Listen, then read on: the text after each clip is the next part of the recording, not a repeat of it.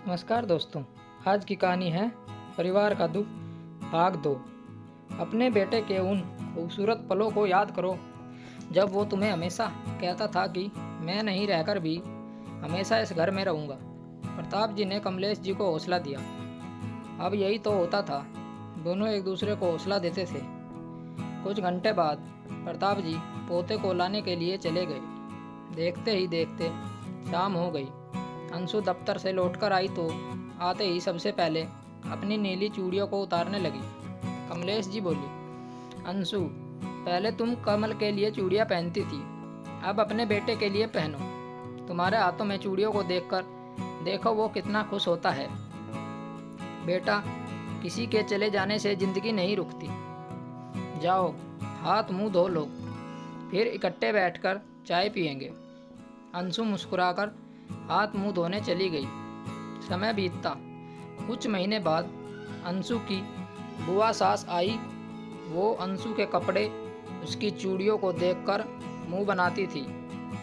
अंशु उस पर ध्यान नहीं देती और अपना काम करती थी। एक रोज जब वो दफ्तर गई तो बुआ जी बोली, कमलेश भाभी, अंशु को कमल की नौकरी क्या मिल गई, उसके तो रंग ही बदल गए हैं। देखना उसका मन कहीं और न लग जाए और तुम सब उसकी राह देखते रह जाओ। प्रताप जी बोले, दीदी जब भी आती हो कड़वी बातें ही करती हो, और जो आप कह रही हो वो तो हम सब कब से चाहते हैं। काश कि अंशु की जिंदगी में कोई आए और उसके जीवन का हर रंग और खुशी लौट आए। उतना कहकर प्रताप जी दुखी मन से वहाँ से चले गए। बुआ जी कमलेश जी से बोली, प्रताप तो समझेगा नहीं, तुम तो समझो। कमलेश जी हाथ जोड़कर बोली, दीदी बहुत मुश्किल से जिंदगी पटरी पर आई है। अपनी कड़वी बातों से मन दुखी मत कीजिए और ऐसा ना हो आपकी बातें सुनकर मेरा दिल आपकी तरफ से कड़वा हो जाए। बस मेरी बहू और पोते को आशीर्वाद दीजिए। हमने तो जिंदगी जी ली, उसके सामने तो पूरा जीवन पड़ा है। कभी खुद को उसकी जगह रख कर देखिए, तब उसके दर्द का एहसास होगा। इतना कहकर कमलेश जी चाय पीने लगी। अंशु दफ्तर से लौटी और प्रताप जी से बोली, पापा, ये आपकी और मम्मी जी की पूरे महीने की दवाई है। बिजली का बिल मैंने भर दिया है और मैकेनिक से बोली हूँ ऊपर के बाथरूम में भी गीजर लगा देगा, ताकि बुआ जी को नहाने के लिए नीचे ना आना पड़े। और हाँ, बुआ जी को और आपको कचौरी और जलेबी बहुत पसंद है, तो वो भी लेकर आई हूँ। कपड़े बदल कर लाती हूँ, फिर सबको देती हूँ। इतना कहकर अंशु कमरे में चली गई।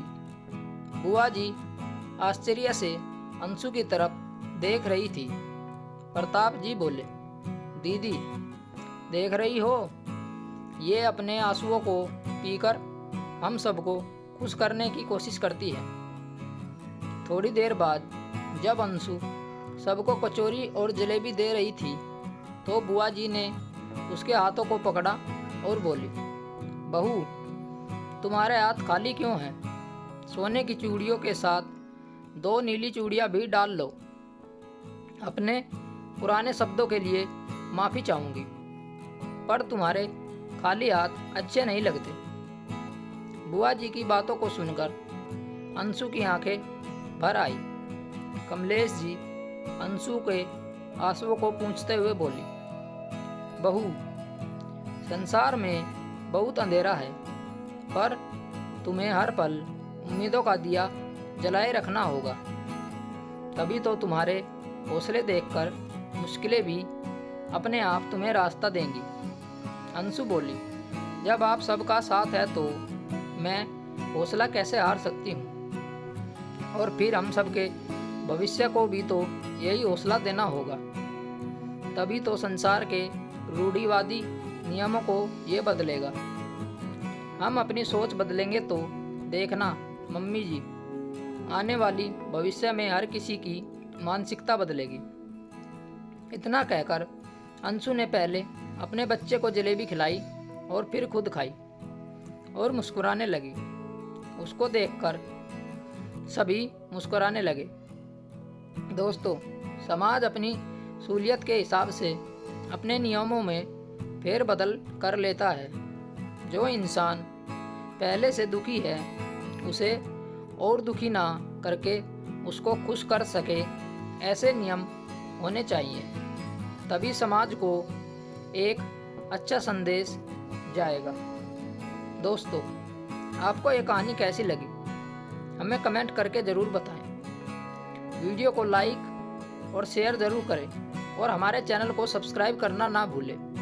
मिलते हैं आपसे एक और नई कहानी के साथ।